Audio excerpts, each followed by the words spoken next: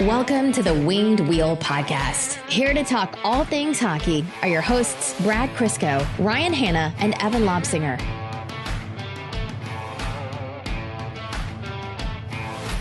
The day Lucas Raymond signed, we actually thought it might be coming like a day or two later. And remember, us talking and we said, okay, here's the plan if it comes the next day or the day after. And Brad, you joked, you're like, no, screw that. Yzerman has like 19 minutes to do this because we were recording pretty soon. And it almost happened exactly that way. And then as we were talking about how fortunate we were that the Lucas Raymond signing dropped right before we recorded, we said we won't complain. Mo Seider's deal can come at the worst possible time because we didn't have to ditch an entire episode like when the DeBrincat trade happened. I don't know what we've done right recently or if this is like some kind of lead up to a big shoe drop. But what better timing for the Mo Seider contract to come? Because essentially all we did was decide today when the Mo Seider deal came through that, all right, instead of going back to 2 episodes a week next week, which was our plan, offseason ends early, we start today. Offseason's officially over. Thank you, Steve Yzerman. I don't know what we did to deserve this, but I am a little bit scared of what cosmically is going to come our way after that, but we thank the timing of all of that. This is not the usual. Nate Danielson is going to make the Red Wings 5 minutes after we finish that recording. Oh yeah, like the lineup predictions and things like that. Yeah. It's a small that would be fair. I would take that deal 10 times out of 10. Okay. Off season's over. You guys feeling good about that? Re-energized, ready? Training camp? Energized, maybe not the word, but yes, I am excited. Relative to your level of energy, father of 2? Yes, exactly. That's a better way of phrasing it. Folks, welcome to the Winged Wheel Podcast, here to talk to you about all things Mo Seider signing, long-term in Hockeytown, the world of the NHL, Detroit Red Wings training camp after day 1, I suppose, and lots more. I'm one of your hosts, Ryan Hanna. I'm Brad Crisco. And I'm Evan. On this episode of the Winged Wheel Podcast, we are going to be talking, of course, about MORITZ SEIDER's contract, a 7-year extension in Hockeytown, the value of that contract compared to comparables. We're going to be talking about the term, which is 7 years versus a maximum 8, how that compares against other contracts with Dylan Larkin and Mo Seider's comparison to his friend Lucas Raymond, where Detroit's cap structure is moving forward, both in the short term and the long term, and what this team's window is, all of that and lots more. And we'll see where the conversation takes us. That's why we're here today to talk about Mo Seider. And if we have time, we're going to be talking about training camp and maybe some NHL news. But this is the Seider signing episode. This is the Seider saga ends right in time for the season episode. And that's what we're going to be doing.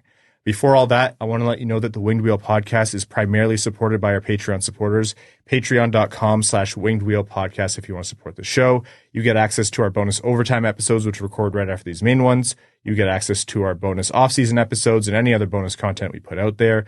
You also get access to our Patreon exclusive Discord, which is a phenomenal community. Also, you're automatically entered into all of our giveaways. We give away 2 tickets to every Detroit Red Wings home game, for example, and there might be a Seider jersey and a Raymond jersey giveaway coming, so stay tuned. But those tickets to every Red Wings home game, the vast majority go directly to our Patreon supporters. So again, patreon.com/Winged Wheel Podcast. So in the lead up to this, which was basically just a few days between Raymond and Seider's contracts, but in the lead up, there was starting to be some reporting from Chris Johnston and other folks. Elliot Friedman also reported something that in order for Mo Seider's contract value to come in under Dylan Larkin's $8.7 million, the thought was that it would have to come down in term 6 to 7 years or otherwise. And that to me felt a little bit like, okay, unsurprisingly, the Seider camp wants 9 or more for $8 million for 8 years. But also it probably indicates to me that the range isn't so far off where Detroit can't get him under that Larkin number, because if that's what they're passionate about, then sure, that's the bar that they set in giving up too much term. So when I saw that, I thought 6 years would be a bit too low for mid-8s, but 7 years felt like the sweet spot. And that's what ended up coming through. So Mo Seider, 7-year contract, $8.55 million AAV, comes in under Dylan Larkin, still stays long-term. Initial thoughts, reactions, analysis. Obviously, everyone would have preferred it had been 8, but it's nitpicking literally 1 year. So there's a lot of things to digest about this. But what it funnels down to in the simplest terms for me is they got a probably top half of the league number one defenseman for under $9 million a year long term. That's almost unheard of based on the contracts we've seen doled out over the past few years. And obviously the analytics community is a bit split on Seider because everyone acknowledges his tough usage. He's had some tough numbers as a result of that. But again, there's tough usage and then there's historically tough usage, which is what he endured this past season. So yeah, I'm perfectly happy to scrap the 1 year to have a player of his caliber on that reasonable of a deal. The interesting thing to me is when you sort of look at comparables, and I'm sure we'll dive more into that later, but you look at like the Brock Faber Owen Power contract, that's based on potential. With Moritz Seider, we already see him far past them, and there's still, just like with Lucas Raymond, way more room to grow. So when I saw the contract break, and you see 7 years and it draws pause for a moment, but the fact that you now have three of your core of this team going forward under $9 million, like that's a tidy piece of business from Steve Yzerman. Yeah, and right now that might feel like a good amount of money, but as the cap goes up, like that's going to feel fantastic. And we've been talking for the past 9 years about how does this team add the superstars which haven't been awarded to them through the lottery, and probably they're not going to be given any gift from the hockey gods like other teams have been. Well, you do that by positioning yourself to do it. So when that cap goes up, they are getting gifted cap space like the rest of the league. But then, like Evan just said very correctly, you have your most important best players locked up for under $9 million. That was good under this cap structure. That was good under, the flat cap that we're just now coming out of. That's going to be excellent as long as that cap space that's going to continue to free up with the other, large contracts that aren't for core players go away. Then all of a sudden you have a massive, massive pile of money to dole out for players who come up through free agency or trades or what have you. So that we'll get into more of that, but that's a really great point, Evan. And what is it, 200,000 above Owen Power? Like I agree. I think that's like there's a lot of uncertainty with Owen Power. Like I think he's going to be a really great defenseman, and I think Buffalo thinks the same thing. But him and Moritz Seider at two different points in their career, in my mind. Yeah, and that just goes to show Mo Seider did leave money on the table here. He got 1 year shorter than the Red Wings probably would have wanted. Yeah, of course they would have wanted that max 8, like Brad said, but to me that trade-off is fair. I tweeted something out recently, which is to say there's probably a lot of bias here in terms of what we might be expecting or hoping for Mo Seider because Raymond's deal came in lower than expected.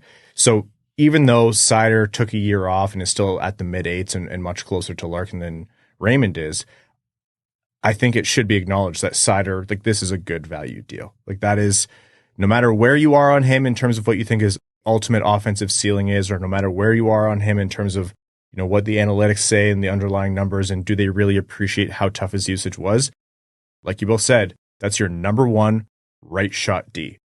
Next to a number one superstar center, like that's one of the hardest things to find. And I think 32 out of 32 GMs in this league would do pretty terrible things to have one of those on their roster, even if they have one. So tidy piece of work is correct, Evan. Yeah, we spent the better part of last year when we were talking about the lead up to his contract expiring, looking around the NHL, and obviously there's a million different circumstances, age, UFA status, production, et cetera, but every number one defenseman in the league was getting paid over $9 million. Every one of them. Darnell Nurse isn't even a top pair defenseman anymore, and he got over $9 million. Seth Jones, Charlie McAvoy, and you go on and on and on. And with how good Seider's been in his age, it looked like he was primed to be the next $9 million defenseman. And yeah, they had to sacrifice the year, and he had to sacrifice, some cap hit for the betterment of the team. And looks like that all came to fruition for very reasonable cap hit. And I know there was a lot of talk about this internal cap. Seider couldn't go over the 8.7 that Larkin makes. I'm going to start by saying this. Every player and every player agent on the planet says that's absolute BS, and they're right. Because just because one player on a team has a good deal doesn't mean everybody has to make sacrifices. Now, as we just saw with Sidney Crosby signing for 8.7 again, Anomaly. Yeah, some players out there will take a significant discount for the betterment of the team, but no player should be expected to. And obviously the compromise here was the 1 year, but in no reality should Mo Seider have been sitting here looking around at the rest of the $9 million defenseman in the NHL and then look at Dylan Larkin's 8.7 and go, well, I guess I can't go below that. He did ultimately, but my point being he should not have been obligated to. I agree with you, Brad, that, yeah, any player or agent worth their weight will look at that and say, well, that doesn't mean anything to me. The cap is going up. The context is different. And imagine you had like prime Artemi Panarin come in. You're not going to say, hey, come play for the Red Wings. And by the way, you can't make more than our captain who probably makes $3 million less than you should. That you're right that's not an actual measure by which you're going to hold things to, unless you have what the Red Wings used to have, which is like Nick Lidstrom. And then that's a different story. That has a little bit more weight to it. And, you know, having at the time the best defenseman in the league and one of the greatest defensemen of all time, that will pull that bar a little bit more, but still not completely. I think it worked in this case just because it was a good anchor to tether yourself to, because Seider was in that range, give or take. It held things back from getting too crazy. And it's just another, you know, notch in the list of reasons that you would give Mo Seider to say, hey, leave a little bit on the table and here's how this is going to work for you. You came into this version of the Red Wings and you immediately made this team better, but you're having a really, really, really hard time right now, not in succeeding, but just in like not having to carry the weight of this team on your shoulders night in and night out. So you sell him on getting him some help. You sell him on, hey, the captain's the most important player and Larkin's the leader of the team. All of that adds up. So kudos to Seider. Kudos to Steve Yzerman. You mentioned, Evan, that he deserves some accolades for how he handled Raymond and now Seider, and we'll get into that again. We had the first part of that conversation with Raymond. Another note about Mo Seider's deal is that he has the same no trade clause as Lucas Raymond, which is that every eligible year he has after his RFA status expires, technically throughout the deal, he has a 10-team no trade list. So that's just another small detail in there.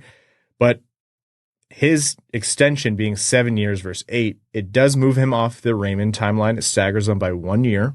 And so that's actually a big advantage for Detroit. And it moves him instead onto Dylan Larkin's timeline. So you have Larkin and Seider expiring at the same time. So yeah, you would have preferred 8 years rather than 7 for Seider. But is there a small silver lining to having him expire at the same time as Larkin? Because it stands to reason that if all goes well, Raymond will be making more again, and then Larkin isn't going to be making as much as his prime contract on his next deal. So is that kind of a bit of a benefit? Yeah, definitely. And you said it yourself. Larkin's going to be, 34, 35 at the end of his contract? He's not signing a big dollar long-term deal at that point. I'm sure he'll still be a useful player, and he won't be paying like $3 million a year, but he's not going to be making $11 million at 35. So if Mo Seider's up for whatever the cap's at that point, and he's looking at 12, 13 mil on a 5, 6, 7 year deal, it's a lot easier to stomach that when you are only paying the other guy a few mil, 5 mil, 6 mil, whatever it is, versus the likely 11, 12, 13 that Lucas Raymond will also be getting the next summer. And then for us as idiot podcasters, we don't have to do all that math at one time like we had to all this summer. So that's another big benefit. If those two start talking deferred salary, I retire. I'm done. I am so happy there was no deferred. And you know what? We oversimplify the deferred salary conversation for the sake of conversation on this podcast, and people get really frustrated. And they're correct, because sometimes we say things that it's just not representing it the right way. But I'm like, you can't make this more complicated. People are going to lose their damn minds. Yeah. Just straight, simple dollars. Here you go. Yeah. If we don't want to talk about it, odds are people don't want to hear it. I can't even understand it. Talk about a Purple Heart. This is way more math than you ever want to do over a summer, Evan. Absolutely. I did not sign up for this. This is why free agency is so much easier. You just go out and give them a boatload of money, and then you're not needling over little dollars and how you defer and how do you... No. You just go out and overpay the way the good Gordon intended. Exactly. So with 7 years versus 8, another thing that I was going to talk about next episode, if Seider was unsigned, which was like, if he doesn't sign max term, and it's not 7 years, I don't know if I would prefer 6 versus like a 2, because the closer you get to walking him right to unrestricted free agency, which would have been 4 years, which obviously not the Leafs are not going to do that. I think the bet would have been, okay, take a couple of years and we'll see how much the offensive ceiling really grows. It's still risky. In my mind, if it wasn't going to be 8, 7 was the best bet. Well, there's a lot to unpack with that. The main point being that, and I know we're going to have a bigger conversation in a bit on this, but again, we talk about this hypothetical cup window, and that was everything to me in these Seider and Raymond negotiations. If you go short, then he's getting a substantial raise in 2-3 years. He wouldn't be making 8.5. He's probably making 9.5, 10. Because teams finally realize how much the salary cap's going up, and then they start paying accordingly. There's always a delay on that, and that's kind of one of the lucky undertones of when these contracts expired that I don't think was brought up enough. And 2, you don't want that contract coming up too early in the quote unquote window, because again, that's unrealized cap space that you can't use on X, Y, or Z.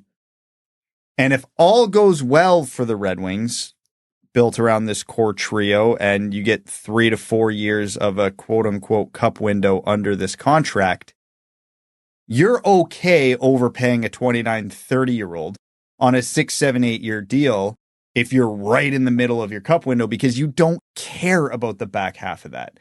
The perfect example I've always used on that is LA. Anze Kopitar made a lot of money for a long time. Drew Doughty made a lot of money for a long time. Jonathan Quick made a lot of money for a long time. Not every one of those contracts aged well in the back half of them. Nobody cares because LA got their 2 cups out of it. Yeah.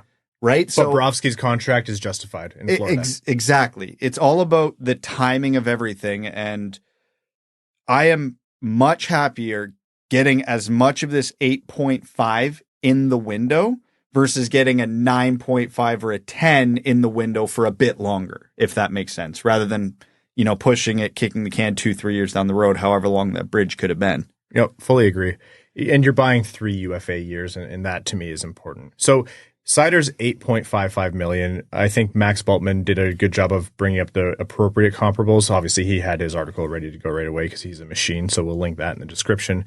But people will look at Brock Faber's 8 years at $8.5 million per, so he was a shade above that. Owen Power, 7 years at 8.35, so yep, $200,000 over that. And Jake Sanderson's 8 years at 8.05, so $500,000 over that. And Seider, Calder winner, most important defenseman on the team, he deserved more, and it's still an appropriate amount more. Across hockey, and I think this is Big Head Hockey tweeted this out, Erik Karlsson at $11.5 million, Rasmus Dahlin at $11 million, Drew Doughty at $11 million, Werenski at $9.58 million. Can you repeat that last one back to me, Evan? No, thank you. McAvoy at 9.5, Seth Jones at 9.5, woof. Fox at 9.5, Nurse at 9.25, woof. Yossi at 9.06, Makar at 9, which the NHLPA has to hate that one. Dougie Hamilton at 9, Pietrangelo at 8.8, and then Seider's 8.55 comes in. So he's, there are players ahead of him with really rough contracts for a lot more money who I don't think are as valuable as Mo Seider right now or won't be in the future. Well, the big difference between Seider and a lot of those guys on that list, not all of them, but a lot of them, is he's a lot younger. And he's not as bad as some of them. There's some pretty, I'm going to say bad defensemen. They're still good defensemen, but we'll call it heavily overpaid defensemen in that group. And he's 23, whereas outside of Makar, Fox, and a couple other guys, they're all in their late 20s and 30s. You're getting the entirety of Mo Seider's prime on this deal. Now, if he ages better than most, sure, he could extend his prime into his early 30s, and then you're paying big for those 3 to 4 years. But as I just discussed, if everything's going well for the Red Wings, you don't care about those last 3 or 4 years on that second contract, right? Because mission accomplished in the meantime, hopefully. Obviously, the bigger conversation is by the end of Mo Seider's contract, if it's not going well, you probably have to blow the whole damn thing up again anyway. So Yeah, that's a really good perspective for just how good of a contract this is relative to the rest of the league. Of that list of players or defensemen you named, there's maybe only like 3 or 4 guys at most ahead of Moritz Seider that I would take full contract right now. Yeah, so that says a lot about the quality of player that Moritz Seider is and the quality of that contract. Yeah, and the combo, the cherry on top, which is he still has his best years ahead of him. Absolutely. Looking forward at what can be expected of Mo Seider, because that's the next question is like, okay, he's signed. Now the work's not over. You still need Mo Seider to come in and continue to improve as a player. And it was a little bit of a funny year last year because you saw Lucas Raymond, who had a tougher sophomore season, come in and really take a step. And you had Mo Seider where we were essentially going to war every day, which was to say like, yeah, is he having his best year ever? No, but he's also not as bad as the stats say. He's also not bad at all. He's also this team's like most important or second most important player a lot of nights because he has no one around him on defense. So people are going to look at the point totals. They'll see 50, 42, and 42. He played 82 games all 3 seasons.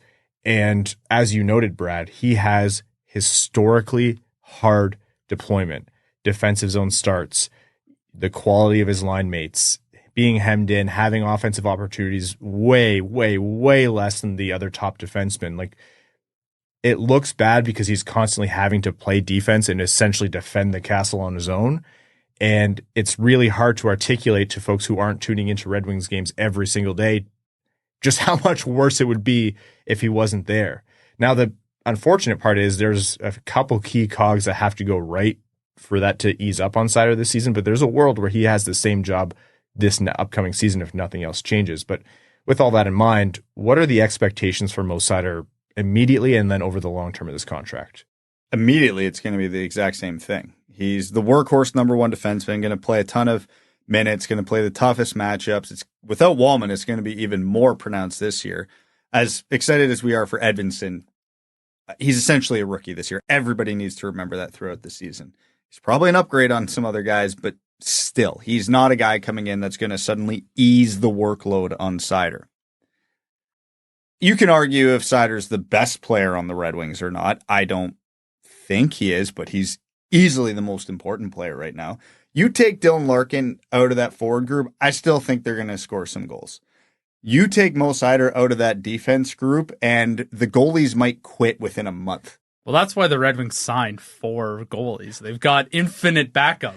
And without Mo Seider, 4 might not be enough. It's revolving. What has a bigger revolving door than coaches in the NHL? It's the Red Wings goaltending system right now, because you're essentially just a holding pattern until Cossa and or Augustine get here.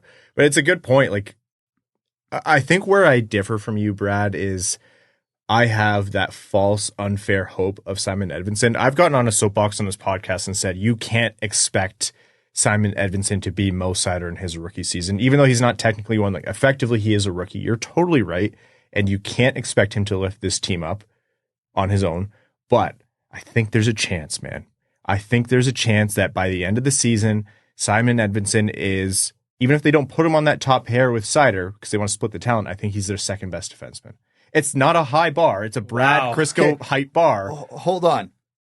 I agree with you. I would call it, there is a decent to good chance Simon Edvinsson is the second best defenseman on the Red Wings by like Christmas. The bar, however, is subterranean. It's still an improvement. That's what I said. It's Brad Crisco height. It's not going to affect what Mo Seider is going to have to do at all. The way I think about this in my head is, imagine Simon Edvinsson's having a great, great rookie season. As good as we could possibly expect. The Edmonton Oilers come to town.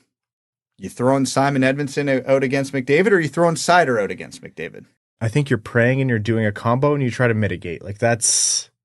When you only have 2 defensemen, that's kind of what you got to do. I think there's like... We'll have to see how training camp plays out. Like, how well is the Seider Chiarot pairing going to hold up? At times on the initial run, it was bad. There was times after that where I was like, oh, this is surprisingly okay. How is Simon Edvinsson going to get up to speed? what is going to happen with Gustafsson? Is he just going to be a power play specialist, or is he going to be able to come in and actually, hold the fort on the second pair? I don't expect a world-beating season from him, but I've talked to some folks who said, yeah, this might be a guy with a bigger opportunity where he can do a bit more.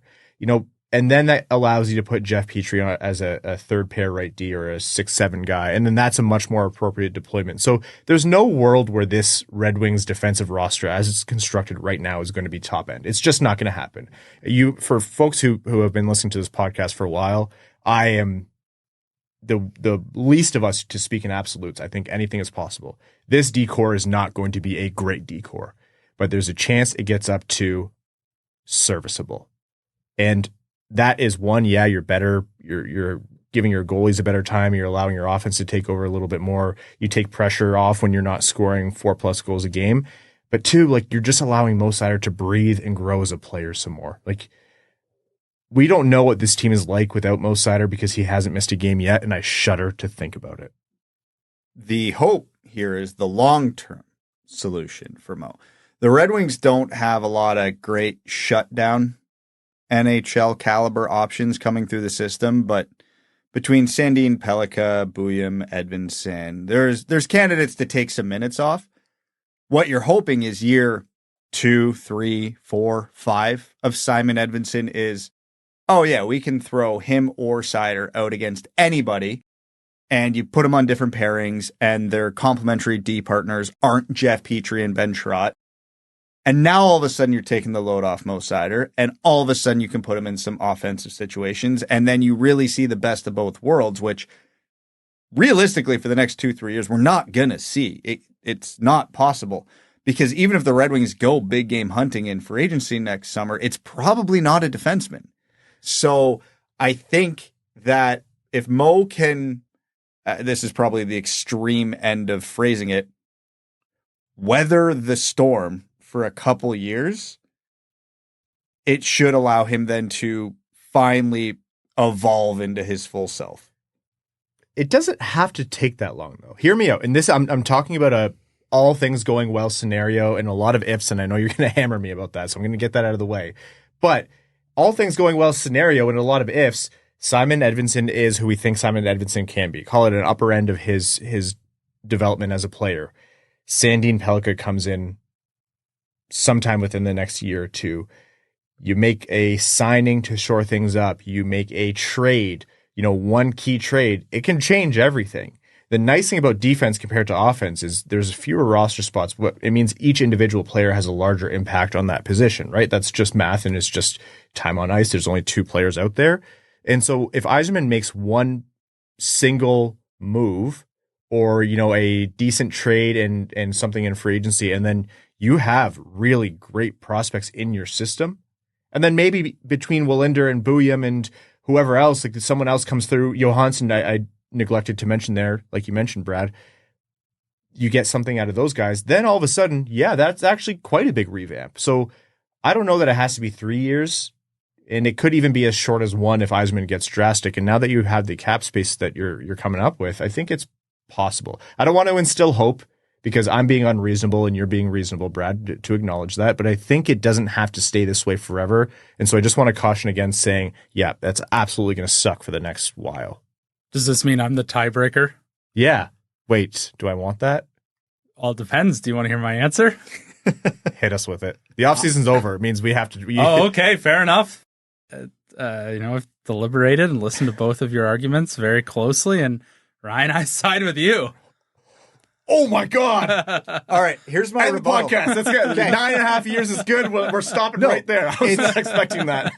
It's a million ifs, but my whole point comes down to is who. And I'm not saying this is gonna anything you guys are saying is wrong or bad. It's all hypotheticals, but that's interesting because we think what you're saying is wrong and bad. That's true. Yeah. No, because all I'm saying is you look at the Red Wings system. Bouillon, great 2-way guy. Sandin Pellikka, underrated 2-way guy, but leans on the offensive side. Edvinsson could hopefully be that shutdown guy.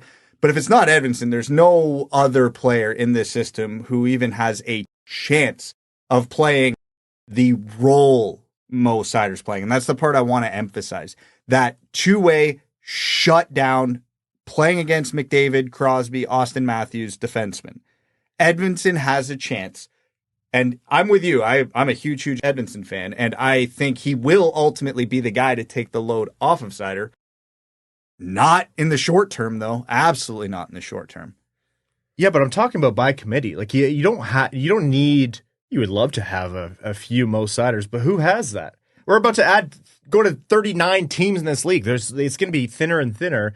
And so with that said, like I don't think the bar is so high where you need to be hoping for the maximum. The load being reduced by one other, top 3 defensemen, and then other guys who are way more complementary and appropriate for their slots, like a true number 4, true number 5, true number 6, where you're not putting Jeff Petrie up as your number 4 defenseman, then I think that cumulative effect will ease things up, even if it's not in one fell swoop, Well, this is where we get into the philosophical discussion about hockey in general, because we've talked at length about how this is, at least for offense, a superstar-driven league. You need those Austin Matthews, those Connor McDavids, those guys that can really drive the bus. The inverse of that is you need the guys who can stop them.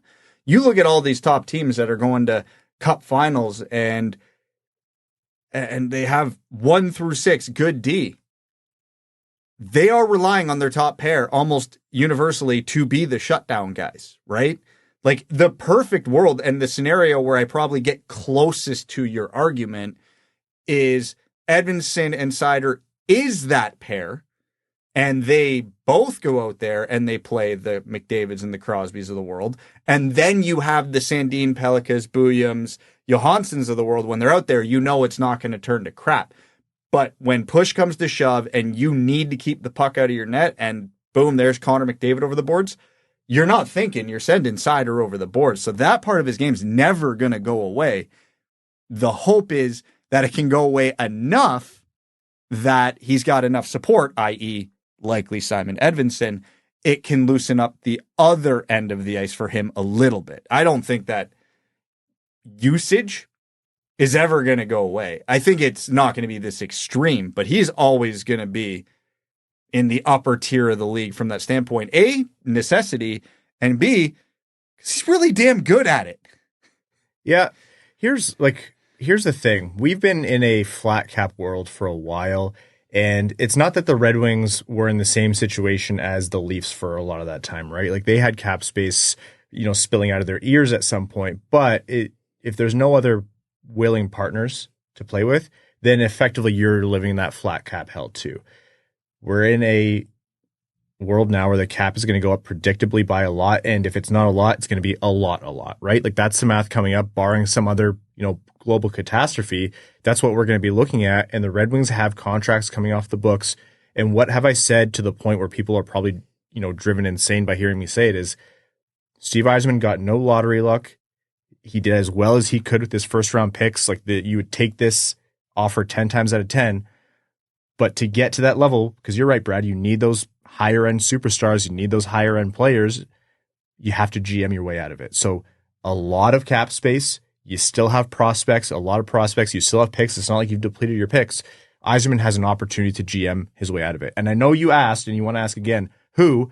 The beauty is there's 31 other teams, and the way the NHL is changing, there might be 32 or 33 other teams. I was actually just about to make a point about the cap going up when you brought it up, saying, well, there might be $2 billion more pumped into it in the next few years after the news today.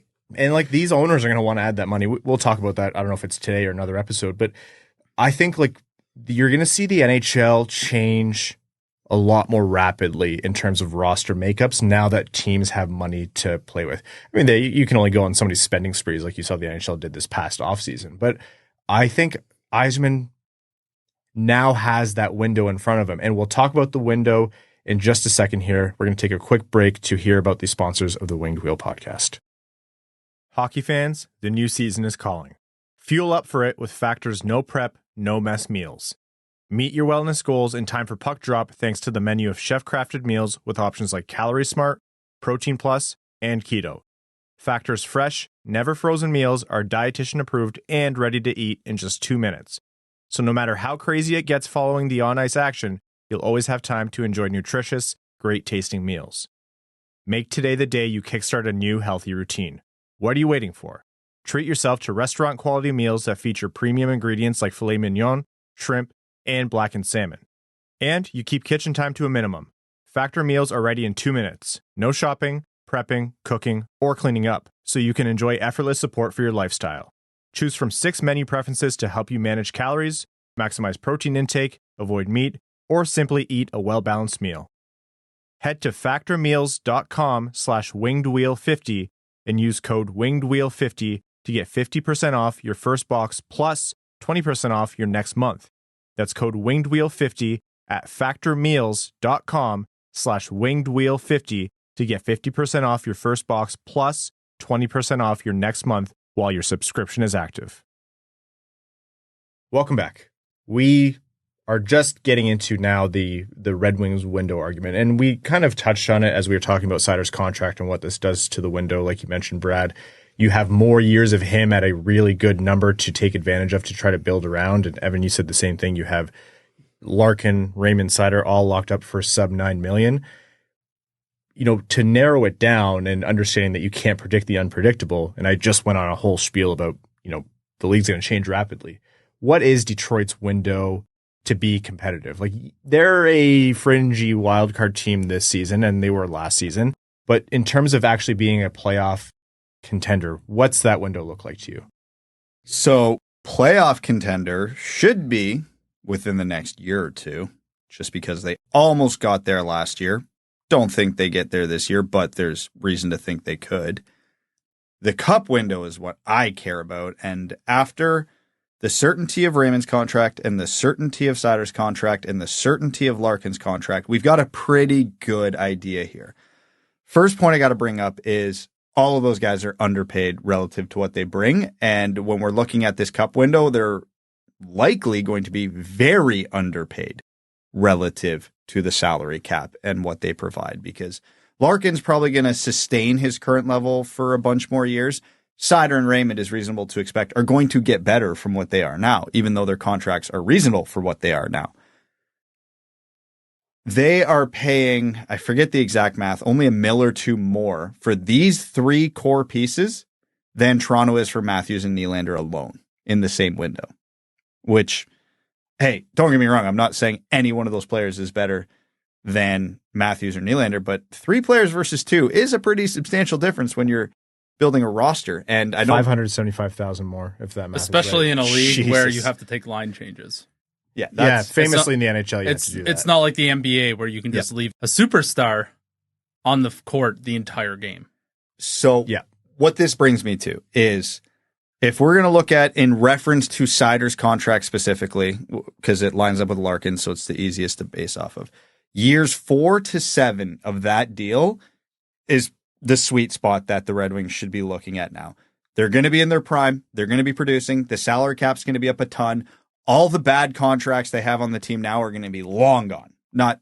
There is not one player on this team that is signed into that window that we have to worry about at all. Cop, done. Chiarot, contract. Chiarot might be back, but he won't be making 4 point whatever million.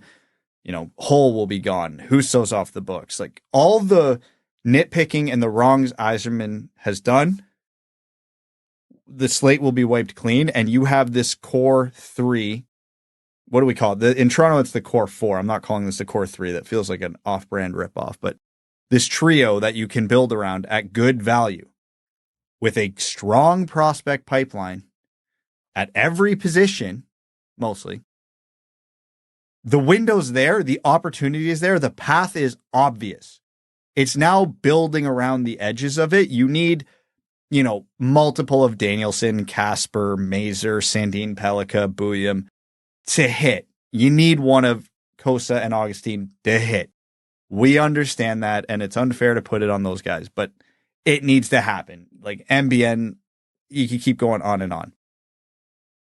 But he still has work to do in free agency and trades, because these 3 guys, this trio is really good, but they still need we always reference them because they're free agents next summer. You still need another Marner, Rantanen, superstar level player to build around them. Larkin can't do it all himself. Seider can't do it all himself. Rantanen buzzkill today who says he wants to stay in Colorado, but whatever. Players lie. Everybody lies. I've watched enough episodes of House to know everybody lies. Oh, I love a House reference. So I think this window is super, super obvious now, and I think the foundation for that window at such good value. I'm going to be honest. I know I've danced around it a lot and it flatly said it a lot. The Red Wings' path forward for the longest time has been bleak. Real bad. Sucked. Like, did not see a reasonable path to a cup. Just didn't. I see it now. There's still, and I know I blast you when you say it, and I'm saying the same thing. There's a lot of ifs in there. They need to go trade or sign another superstar. They need a lot of their prospects to hit. They definitely need one of their goalie prospects to hit. But the point we're at now is there's not super long odds of that happening because the Red Wings don't need a superstar next summer. They don't need a superstar the summer after that. We're looking at years 3 to 7, 4 to 7 here. So there's time. You have time to house shop. Yeah, exactly. If Marner wants $15 million next summer, you can go, yeah, we're going to walk past that one and wait for the next guy. That being said, if an opportunity comes up, it's hard to get superstars, jump on it. But there's time, there's options, there's free agency, there's trades. Maybe you get stupid lucky in a draft. Let's not forget the Bruins got Pasternak in the 20s. Like, yep. There's time here for things to change. Maybe one of Danielson, Sandin Pellikka, MBN becomes something way more than even our wildest dreams, because it happens.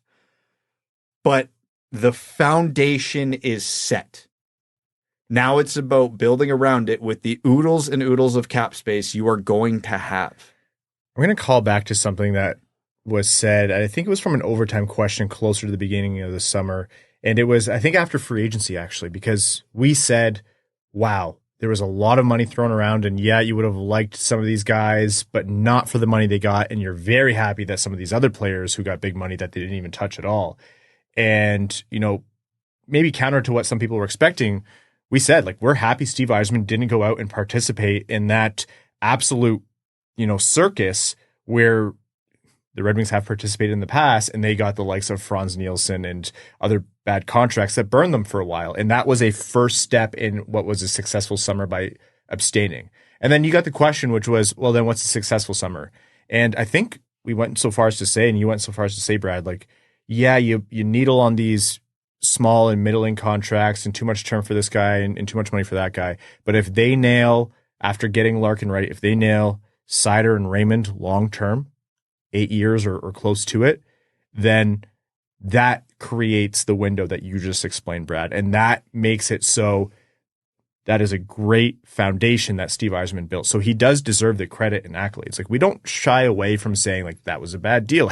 Like you said, sometimes you kind of say it in so many words, and sometimes you just plainly say it. Some of these things have sucked, and sometimes the outlook has been bleak. But I think credit where credit is due. With zero, not even just zero lottery wins, you move back almost the maximum amount in your lottery, and you still turn that into Seider, Raymond, that foundation. You have them locked up on great deals, and you have options in your prospect system, as you outlined, Brad, and your cap space is managed so that when it matters, you have it. That's a foundation when it was looking bleak. There are teams who have been afforded more who have done less with it. So I think this is, like, you might call it hyper optimism, but I fully agree, and credit to Steve Yzerman and the Red Wings management staff for even putting the team in this position. So I will counter the hyper optimism with a bit of negativity, just because I want reasonable expectations from. Oh gosh, it is boring. Off season's over. No, you're right. Yeah. No, because the cap situation in the short term is bad.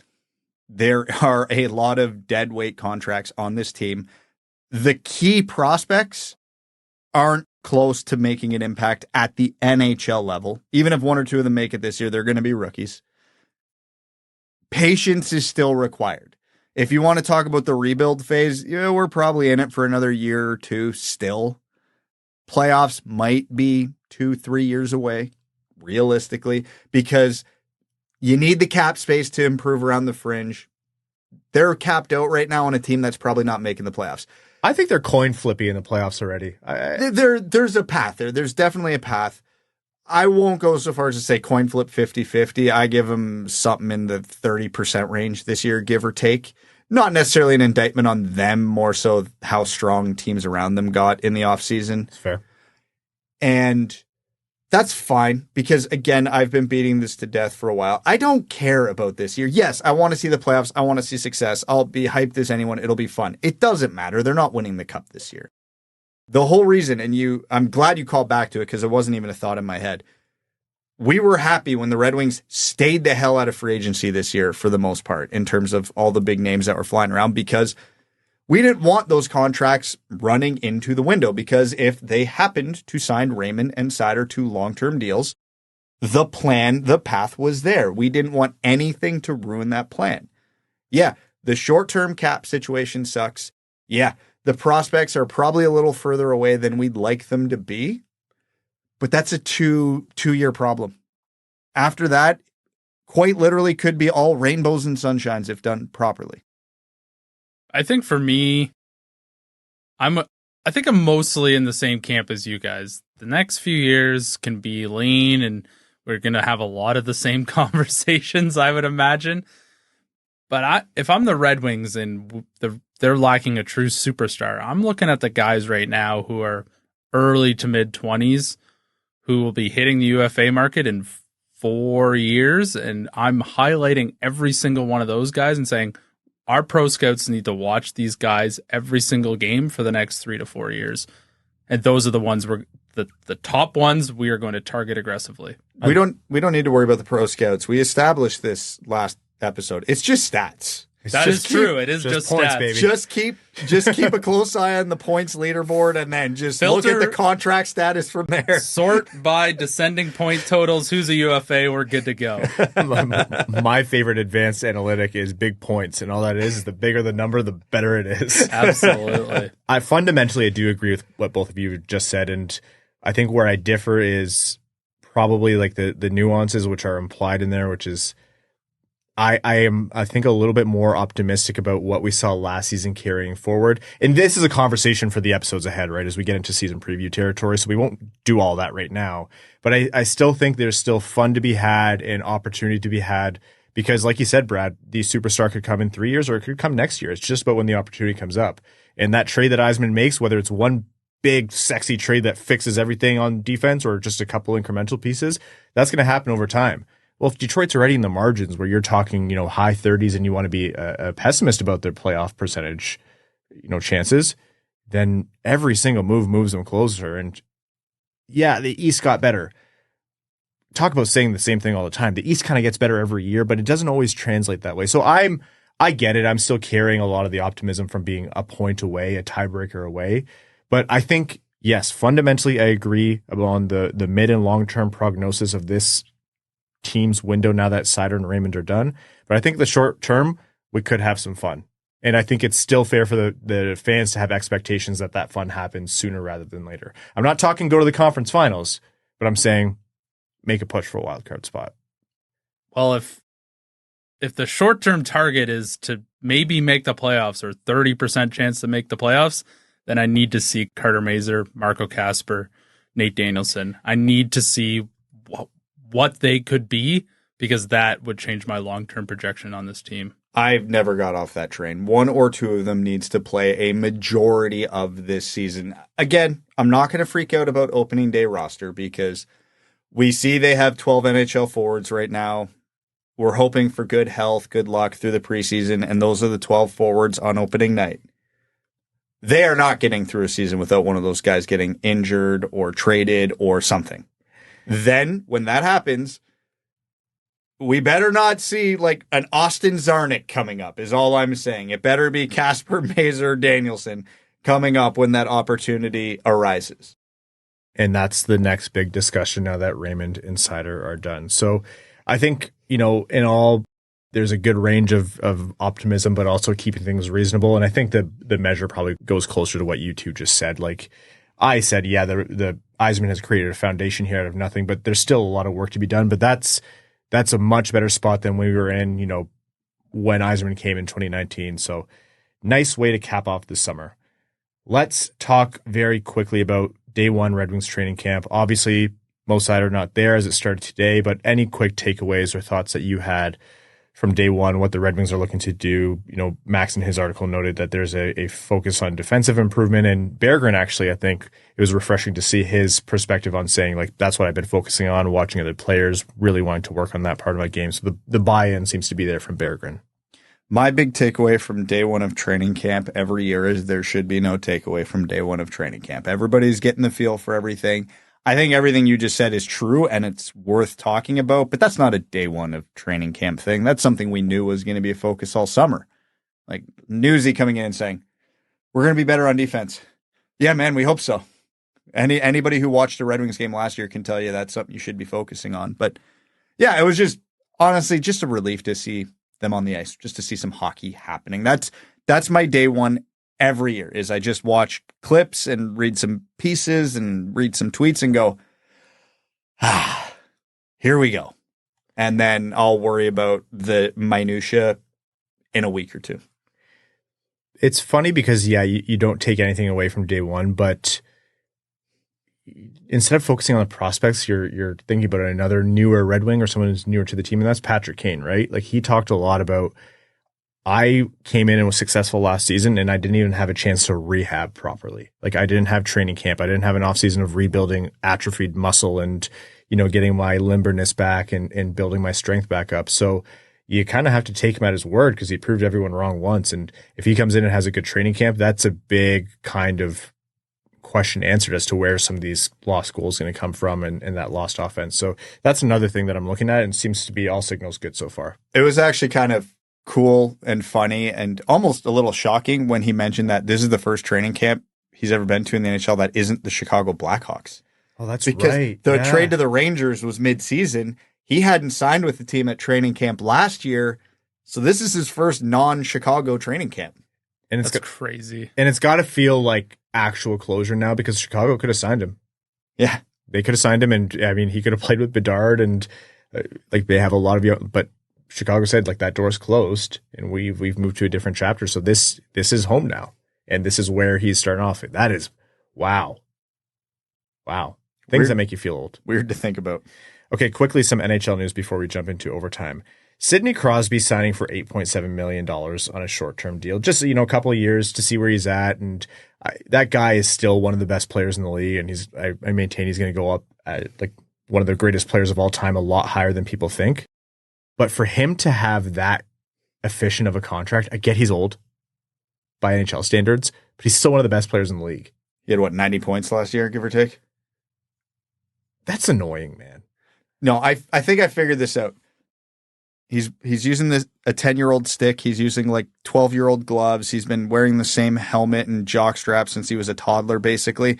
Is this just something like his OCD won't let him pick anything other than 8 points? 10.87 was right there. 9.87 was right there. You know what I mean? He actually wanted 8.7 years, and they said, you're not allowed to do that. So that, okay, I'll take $8.7 million. Then his eyes started twitching. It's okay, Sid. Here you go. Here's balloons with 87 on them. Like, you know what? There's also a sale there from Dubas to say, like, yeah, this team's not well positioned, but if you want to retire a Pittsburgh Penguin and have the best opportunity possible to see success at least one more time, then, giving a little bit would help you. There's also that thing, like, it's not really talked about. It's an open secret in the NHL, and I know it's supposed to be policed, but these guys who take a discount late in their career but really shouldn't, and then they take a front office job, which is what Sidney Crosby's going to take. Front office? He might be part of the ownership group. Yeah. I was going to say, he's going to be the first assistant general manager in league history to make $8.7 million. He's making more than the GM. Yeah, it's going to be, he'll be rewarded later. So you're not sitting here crying about Sidney Crosby's, what was that, Dom calculated $43 million left on the table over his career. He's not going to get all that back in one fell swoop, but he's never going to struggle for work after the NHL. What would an 8.7% ownership stake in the Pittsburgh Penguins be worth? Well, they're owned by Fenway Sports Group, which is they own Liverpool and the Red Sox and all that. So that would be worth far too much. That would be too much even for Sidney Crosby. But that's him, and that dispels the notion that he's going to go anywhere else. So that question is answered. Elsewhere across the NHL, Ken Holland and Utah maybe is a rumored connection. He was invited out there, and there could be a link, and that might be his next landing spot. That guy, for whatever criticisms that you might still have of him or for Red Wings fans especially, I get that, and we've talked a lot about that, but that guy is a sicko for hockey. He wants to be involved in the game until they kick him out. And they've tried, and he keeps fighting in spots. It's crazy. Good for him. I will repeat the same opinions about Ken Holland from here on out forever and ever. I love that man.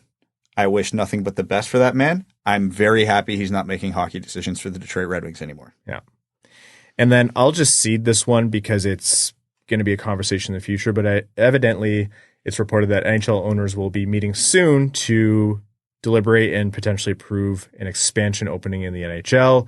Leading candidates or ownership groups are believed to be out of Houston and Atlanta.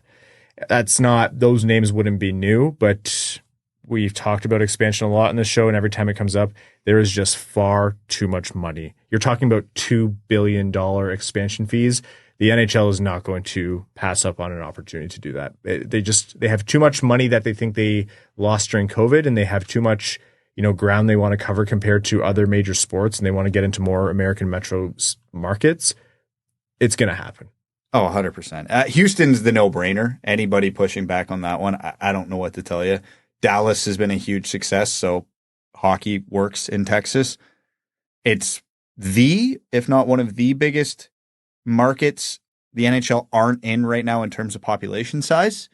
And they have an NBA owner there, so, been there, done that with experience, so he knows how to run a professional sports team. Atlanta will be, in my mind, another tremendous disaster, but if they bring back the Thrashers colors and or uniforms, it's all worth it. I was always partial to the one colored sleeve. I love that. It wasn't like a top 5 favorite jersey for me, but I liked it. I was on board with it. I liked almost every uniform they had except for that one time where every team went with the word mark over the number. Beyond that little blacked out time period in hockey jersey history. Oh, speaking of, blackout this time period of hockey jersey history, how did the Capitals come back with their Screaming Eagle third, resounding success, and then they have what is their primary red home with their jersey ad, the captain's C, and their 50th anniversary patch? I saw that. Nightmare. Need one more patch there. My God. Least. Yeah, either add 2 more or get rid of all of them. Like you either don't get to be captain or you don't celebrate the 50th anniversary. My God, that's terrible. And they still have like the piping from the Reebok era. They are bottom of the list now. Oh, comfortably. I was talking to some Caps fans and I said, take the Screaming Eagle, the reverse retro style, make it the white and red and blue color scheme with the Screaming Eagle. And then for your thirds, do the black, copper, and blue with the Capital logo on it. Yeah, you want to have the red, white, and blue. That's fine. The reverse retros are literally a red, white, and blue Screaming Eagle. It's perfect. That's your main jersey. And then, the black is your alternate. Done. Set. Problem solved. You can bring back the retro Capitals wordmark logo for special occasions. Like, they have the potential to be a top 5 uniform team in the NHL, and they just screw it up so royally. Did you guys happen to see the new Griffins jerseys? Oh, they're sick. Oh, yeah, so good. You know me, I'm not a jersey guy. And I was like, I always form an opinion and then I look at what the internet says. And it was Sorry, you're better than most of the population. Yeah. It's because I really don't sit on either side of the fence with this, but I thought they were really good. And I go online and it was very mixed opinions. And I just can't agree with people. Dude, I love when teams tastefully put in touches of gold in their jerseys. I think it's so clean. And they've really cleaned up the linkage with the Red Wings, I thought. I thought it was an excellent touch. Yeah, I think that's awesome. The only Griffins jersey I own currently is technically a Flying Toasters jersey. Yeah. I got to figure out which player I need to get on this one. I will admit there were a lot of comments saying, just give me a toaster.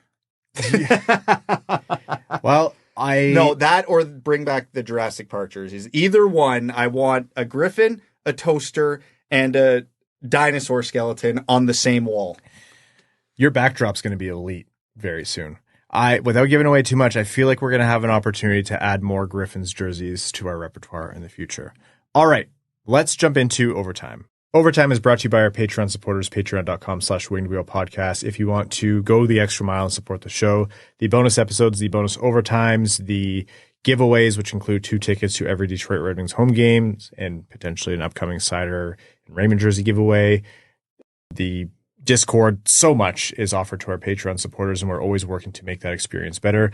You allow us to do things like support the Jamie Daniels Foundation through initiatives like Winged Wheel Podcast Nights in partnership with the Detroit Red Wings and the Grand Rapids Griffins. You allow us to produce other great content like Expected by Whom, hosted by Prashant Iyer and Sean Shapiro. You allow us to have Max Bultman of the Athletic Detroit on as a regular contributor for the show now. All of that and lots more. So again, patreon.com/Winged Wheel Podcast.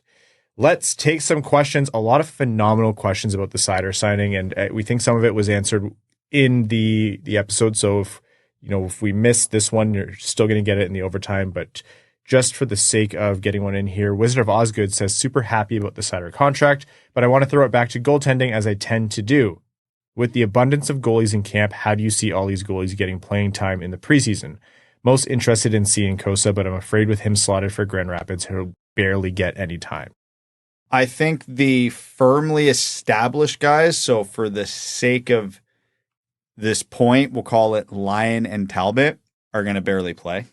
They know they have spots on the team. They'll probably throw them in some game action to get loose, get ready. I don't think they're going to play a lot.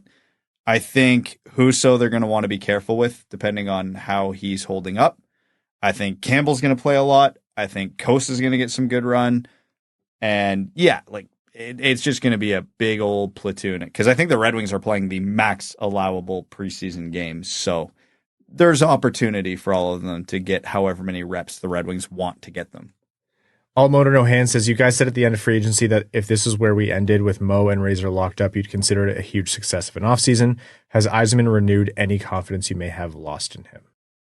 I didn't really lose confidence in Yzerman. He made some questionable decisions, but the overall vision still seemed on point, and this is on brand with that. Yeah, we can sit here and bitch for an hour about a lot of the contracts and short-term decisions he's made, but those don't matter. And yeah, we said at the beginning of the summer, get Seider and Raymond long-term at a reasonable number. Nothing else this summer matters. Perfect.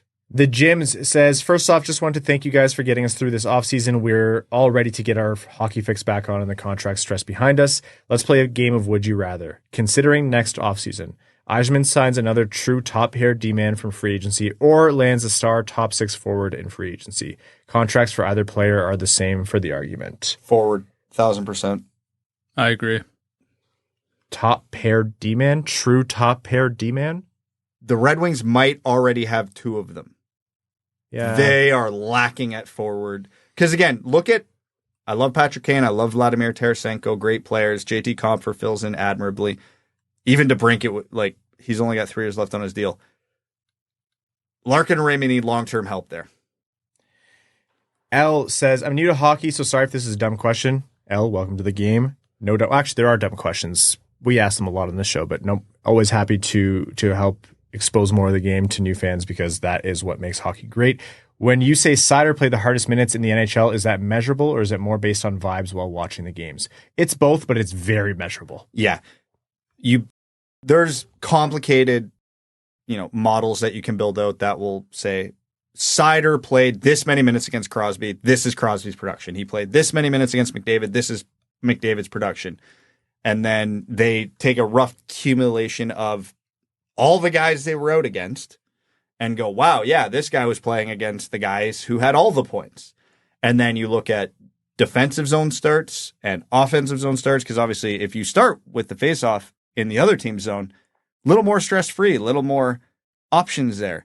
D zone, if you lose that draw, you're screwed. You better be ready to go. And Seider's D zone to O zone deployment was very heavily skewed in the D zone. So basically, if a Red Wings goalie froze the puck, Seider was jumping over the boards. There's this quadrant chart. I can't remember who it was. I think it was Dom who brought it from the Athletic. But it was Seider was in the hardest possible deployment by a country mile. He was the only data point out there. And you're like, oh, that's way worse than any player this season. And you're like, oh, no, that goes back years. Yeah, I think it went all the way back to 2009, the one you're referencing. It was insane. Kevin Wolf says, which team has the best shot to be Vancouver from last year, come out of nowhere and win their division? And what would it take for it to be Detroit? Who actually would you pick? Vancouver the West is different. The Pacific's different. I don't know that the Atlantic, you can have that kind of shocker. We're not allowed to count New Jersey, right?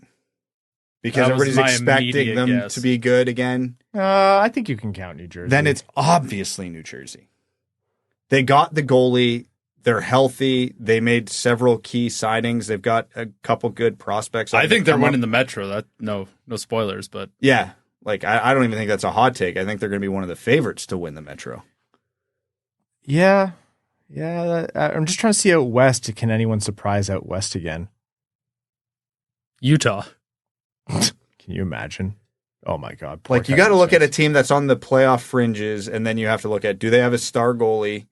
And do they have a couple young superstars who are ready to take that next step? What do you mean by surprise like Vancouver? Does that mean they win the division? They make the playoffs? Like, what does that totally mean? So I think in most projections last year, Vancouver was slated to miss the playoffs. So winning the division was obviously, like, finishing first in the division was obviously extremely unexpected.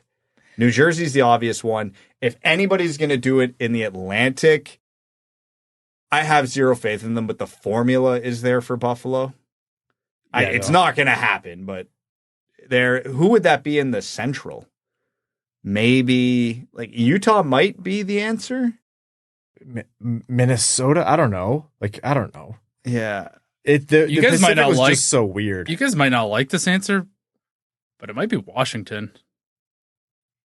They've had a lot of additions. Charlie Lindgren was good at the end of the year. They brought in Logan Thompson. They need the idea of Pierre-Luc Dubois to be good. If Pierre-Luc Dubois can try 10% of the time, which would be double his output,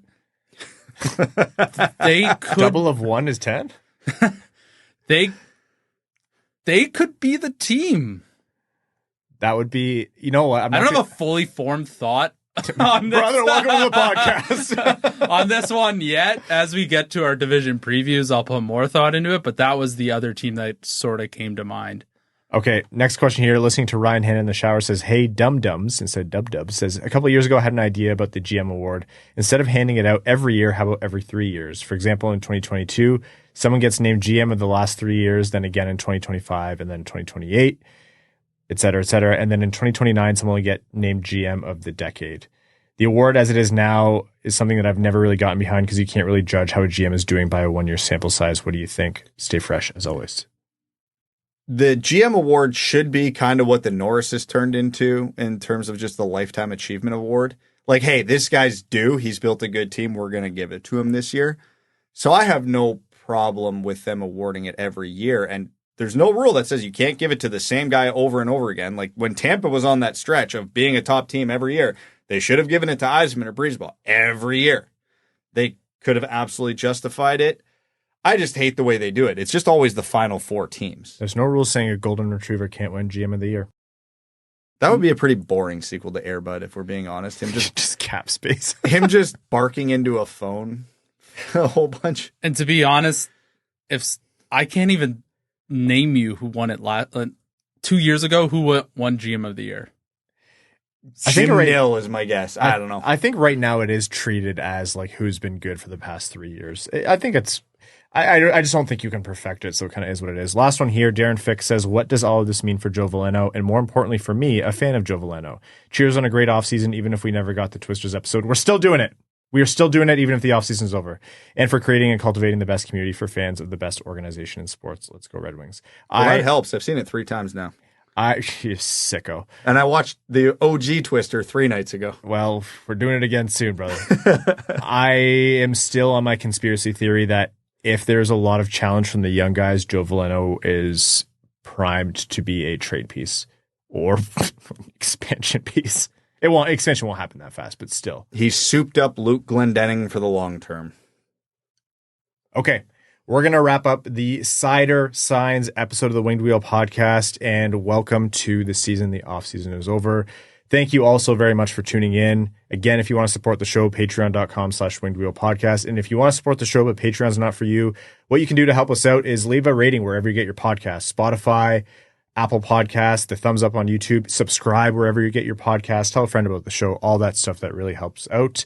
Thank you to the sponsors of the Winged Wheel podcast. And if you want to join us on November 9th at Winged Wheel Podcast Tonight at the LCA, wingedwheelpodcast.com/Red Wings. I think there are like 30 something tickets left. Thank you all so much to all of our patrons. We couldn't do it without you, and to our name level supporters. Arjun Shanker, Yves Bartels on behalf of the Sarah Grand Foundation, Aikfer, Samuel Soderholm, Icon, Alexander Hansen, Victor Zetterberg, Ghost of OSBP, Glenn Brabham, Croner's Left Knee, Ashley Whitehead, Sea Lion, Matthew M. Rice, Admiral Matt S. of the Cheesebag Navy, Bell 8, Dappy, and Iversuri, belated happy anniversary. Arjun, you're so weird. But I'm happy it wasn't something inappropriate. Thank you, Arjun. Carl Bertinen and Aluski, Carl Provi, Citizen High Five, Clip Clop Nene, Connor Scovey, Craig Kibble, Denny's Gamer Girl, Derek Enstam, Cider, Dickens, formerly Marlon Winchester, DJ Denton, L, Eric Hill, God Creatives, Give Blood, Fight Probert, Goose, Looney's Drinking Club, Hockeytown Love, Hockeytown Matt, Hassam Al-Qassem, Jay Golub, Jacob Turner, Jeff Pridemore, Jonathan Miller, Kalen Wood, Marcus, Marty, Matt Keeler, Matt McKay, Michael Edlund, R.A., Raul Pudd, Riley Enright, Ryan Britt, Scott Martin, Skeletor. That's what I appreciate about you. The new Jackson 5 Holes, Wellman's Elite Dancing D, Winged Boogie, brand new name level supporter. Welcome to the Dub Dub Club. Iserplan Stan, General Andy Bohan of the Cheesebag Army, Sam Bankson, A.A. Ron, A.B., Adam Rose, All Motor No Hands, Ann Stanislavski, Axel Sandy Pellikka, Bellingham Acid Balls, Chimkim Nuggets, Chuck Buffchest, the Tarpo Schoon, Commander Ben Barron, the Cheeseback Space Force, Connor Layton, Corey Prida, Darren Fick, Datsukes Dangleberries, Eric Nance, Frank Stanley, Gene Sullivan, Goon in the Room, Grepsky, brand new name level supporter. Welcome to the Dub Dub Club. Thank you for your support. Griffey Boy, Ian, James Pridemore, Jeremiah Dobo, Jim, JM Rhapsody, Joey Jojo Shabadoo, John Evans Derogatory, John Ingalls, Josh Yelton, Keenan O'Donohue, Brad is Wrong and Plays Like Sprong, Kevin McCracken, Quaz, Les Grossman's Ungodly Firestorm, Linda Hall, Ophelia, Steven, The Hodag, The Hat 123, Trent Thorough, Wings Fan in Chi-Town, Wings Fan in St. Louis, Scott, and your second favorite patron. Thank you all so very much. The season is here. Thanks for tuning in to the Winged Wheel Podcast. Be sure to check out wingedwheelpodcast.com, where you can subscribe to the show on iTunes, Spotify, or wherever you get your podcasts. You'll also find links to other ways to support the show, such as Patreon, official podcast apparel, and more. And don't forget to follow the show on Twitter at Winged Wheel Pod. And of course, the hosts at Brad Crisco, at Ryan Hanna WWP, and at Hockeytown Evan.